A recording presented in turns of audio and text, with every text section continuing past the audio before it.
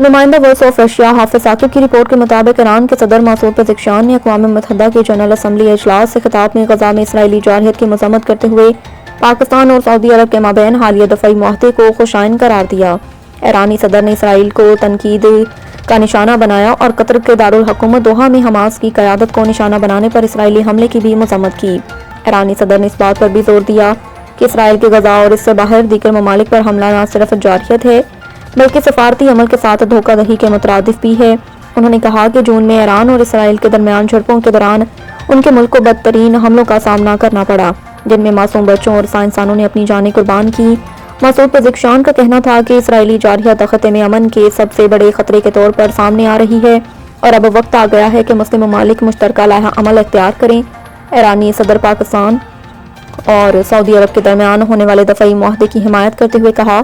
کہ یہ قدم مسلم دنیا کے لیے مشترکہ سیکورٹی نظام کی بنیاد پر بن سکتا ہے۔ ایرانی صدر کا مزید کہنا تھا کہ یہ معاہدہ مسلم ممالک کو سیاسی سیکورٹی اور دفاعی سطح پر مزید قریب لانے اور دفاعی شعبوں میں تعاون بڑھانے کا ذریعہ بنے گا۔